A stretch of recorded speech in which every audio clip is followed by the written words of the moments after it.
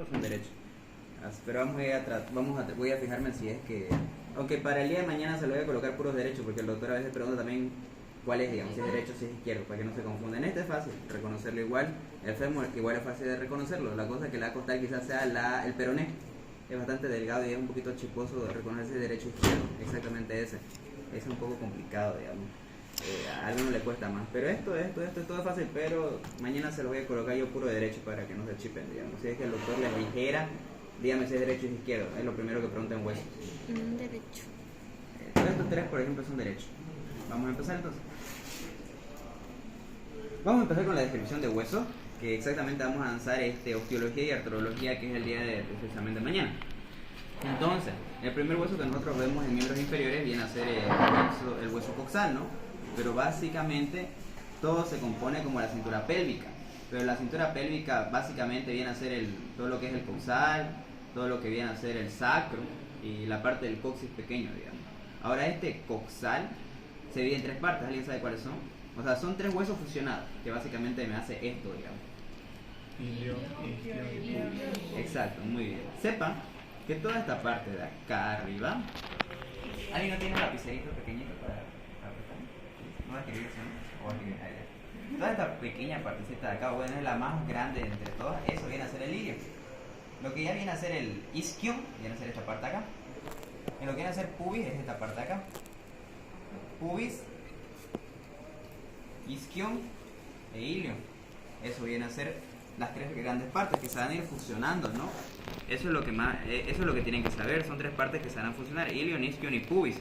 El pubis, ¿ustedes creen que se va a ir hacia anterior o hacia posterior? Pubis anterior. Siempre el pubis anterior. Porque acuérdense, supongamos que esto es del otro lado, una izquierda, aunque no es así, no va a dar. Pues supongamos que no da, ¿no? Pero más o menos tuviera que ser así, digamos, si este fuera un izquierdo. Y los dos tuvieran que estar unidos más o menos acá, formando hacia adelante la sínfisis pubiana. De eso acuérdense, que la sínfisis púbica o la sínfisis pubiana siempre está adelante. Por ende, yo siempre tengo que saber que el pubis va hacia anterior. Esto yo lo digo para que reconozcan más o menos si es derecho, si es izquierdo, si es anterior, si es posterior. Entonces, si yo les digo eso, yo ya sé que esto es anterior. Y esto que es, se van a dar cuenta que es abultoso, incluso es más ancho. Se van a dar cuenta que esto que es más delgadito, este es más ancho. A esto se lo conoce como isquio. Entonces viene a ser pubis, isquion e ilion. El isquion siempre hacia la parte posterior, lo que viene a ser el pubis hacia anterior, el isquion hacia posterior, y esto, pues bueno, que viene a ser la parte superior, ¿no? Ok, esas son las tres partes. Entonces ustedes saben que esto es anterior, esto es posterior, y bueno, esto ya corresponde a la parte superior. Ahora, nosotros tenemos que saber también si es endopélvica o exopélvica, digamos, si es externo o es interno. Esta cara es externa.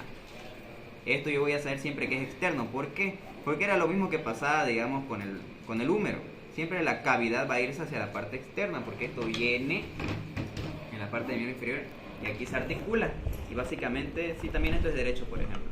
Y así debería quedar, digamos, hacia la parte externa. No es como que esto viene así y esto no hay donde articule, no. Esto siempre tiene que estar de esta manera, hacia la parte articular que viene hacia esta de acá.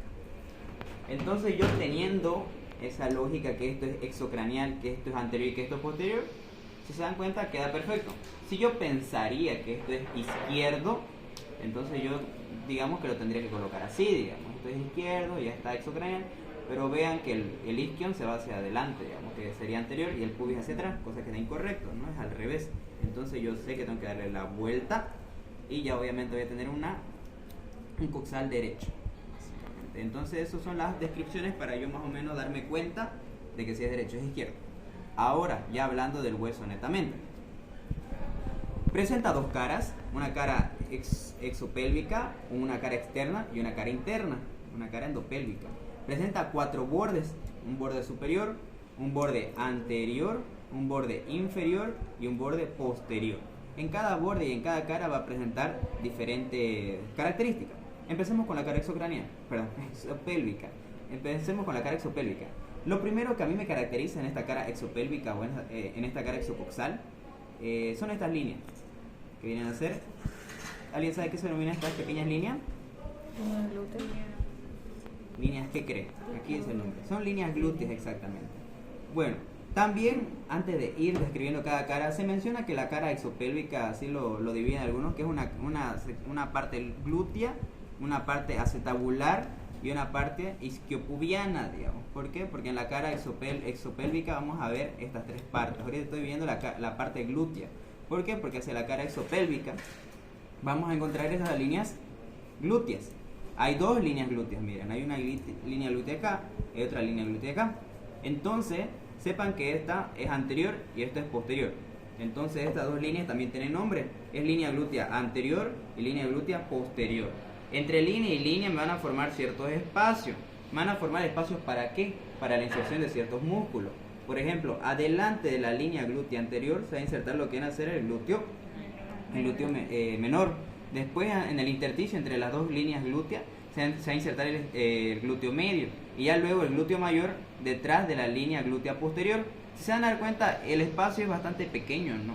Es muy pequeño de la inserción, por ejemplo, de se va agrandando. ¿Por qué? Porque cuando ya veamos los músculos, verdaderamente sí coinciden. El que es más grande de todos los glúteos es el glúteo menor, que es uno de los que va a cubrir todo, digamos. Entonces esa viene a ser las líneas glúteas. Es lo más característico de la zona glútea de la cara exopélvica. Después tenemos la parte acetabular. Esa parte acetabular también es característico. ¿Por qué? Porque lleva una fosa grande. A esto se lo conoce como acetábulo o se lo conoce como cavidad cotiloidea, también se lo conoce. Cualquiera de los nombres está correcto. Cavidad cotiloidea o lo que viene a ser el acetábulo. ¿Para qué me sirve este acetábulo? Me sirve como la parte, me sirve para la articulación con el fémur. Aquí ya tengo la primera articulación que ustedes deben conocer, que es la articulación coxofemoral. La articulación coxofemoral, que es una articulación de tipo enartrosis, o sea, diartrodia tipo enartrosis exactamente. Ok, ¿qué puedo describir de esta fosa acetabular? Fíjense y dense cuenta que hay una parte como orejita o como audífonos. Esa es la parte articular. Porque esta fosa como tal no es articular, básicamente es no articular y es la parte articular. Toda esta parte es donde se va a estar insertando con la cabeza del fémur. Y hacia esta parte interna va a haber una pequeña fosita, que es lo que me interesa. ¿Se nota acá? Aquí también se puede notar. Vean que esta parte no es que se haya cortado mal el hueso ni nada, simplemente que la mayoría de los fémur se presenta así. Hay como una pequeña depresión. Quisiera que saque más fémur. Bueno, ahí pueden ir viéndolo. Hay una pequeña depresión en esta parte acá. ¿Por qué? Porque va a haber un ligamento que se va a insertar. Justamente estos dos se llegan a insertar y va a haber una depresión que se va a unir con esta parte de acá. A estos que se lo conocen. Antiguamente se lo conocía como fobia capite, pero bueno, no importa. Ahora se lo conoce como fosa del ligamento redondo. Ese es el nombre que actualmente se lo lleva. Fosa del ligamento redondo del fémur, se lo conmenciona, ¿no? Y esta va a ser también la fosa para el ligamento redondo, ¿no? Aquí es donde va a tener un pequeño ligamento que se conecta acá, digamos. Es un ligamento intraarticular, se lo menciona así. Entonces eso es lo más importante hacia la parte no articular de lo que viene a ser el fémur, ¿no? Y ya luego la parte de las 2/3 de esfera se va a estar articulando con toda la parte articular. Ahora, como ustedes verán, hay pequeñas líneas segmentadas. Estas líneas segmentadas, ¿qué representan? Esas líneas segmentadas me representan ciertos tubérculos, como cuáles. Simplemente aquí, para que se ayuden o para que se guíen, es como que la unión de los dos nombres. Por ejemplo, esta era la parte ilíaca y esta era la parte púbica. Entonces esto se llamaba tubérculo iliopúbico. Nada más, aquí va a presentar un tubérculo que se va a llamar iliopúbico. Luego va a estar aquí la otra línea pequeña segmentada, pero ahora se llama tubérculo ilio isquiático, básicamente. Y ya un tubérculo aquí pequeño que se va a encontrar, que es este de acá, una pequeña sobresalencia, que básicamente es isquiopubiano, nada más. Son tubérculos pequeños que se van a encontrar. ¿Qué es lo importante de estos tubérculos? Estos tubérculos es importante porque básicamente todo lo va a atravesar, que va a tener la parte articular, nada más. Ahora, un aspecto mucho más importante, que cuál viene a ser, que justamente aquí lo remarca. Esto se menciona que es el borde acetabular, y arriba del borde acetabular, que es esta parte de acá, se lo conoce como la ceja supracotiloidea, o la ceja acetabular, o bueno, algunos libros dicen surco, canal, pero sepan que es como un caminito que me traza. Lo pueden ver en este cosal, pueden ir aquí, miren, ahí justamente, ahí es un caminito que me traza, pueden ir viendo y lo van rotando. El limbo es este de acá, es el borde, el que yo le dije, borde acetabular o limbo acetabular se llama, es esta parte acá, este bordecito, eso es limbo. Ahora, arriba de ese limbo es la ceja supracotiloidea o canal supracotiloideo o canal acetabular. Todo lo que digan como acetábulo o cotiloideo es lo mismo, por si acaso. Esto es canal, ceja supracotiloidea o supracetabular, lo que quieran decirle, ¿no? No hay problema. Ahora, ¿qué es lo interesante de eso? Lo interesante de eso es que justamente en esa parte, como menciona acá, se inserta en ese ceja supracotiloidea lo que viene a ser el tendón reflejo del músculo recto anterior. El recto anterior viene a ser una porción del músculo cuádriceps, es un músculo del muslo que tiene vasto medial, vasto lateral, vasto intermedio y el vasto anterior, digamos, o recto anterior. Ahora, aquí se inserta el recto anterior, exactamente la porción refleja. Acuérdense de esto, porque les va a chispar un poquito, a diferencia de todos los músculos que tenemos en el miembro inferior. Hay ciertos músculos, para ser exacto, hay dos músculos que tienen tendón reflejo y tendón directo. Es un tendón directo básicamente que lleva una parte, y un tendón reflejo es de ese tendón se salió una prolongación, digamos. Es lo mismo que pasa acá. Recto anterior, tendón reflejo que está a nivel de la ceja supracotiloidea. Eso no se equivoquen, porque el doctor a veces le dice que sean específicos. O sea, usted le va a decir recto anterior, pero tiene que decirle el tendón reflejo del músculo recto anterior, porque hay otro recto anterior, pero el tendón directo de ese músculo. Ok, entonces eso hablando simplemente por la fosa acetabular. Ahora, yéndonos hacia la parte de abajo, hacia lo que viene a ser la parte isquiopubiana, ¿qué puedo yo destacar de esto?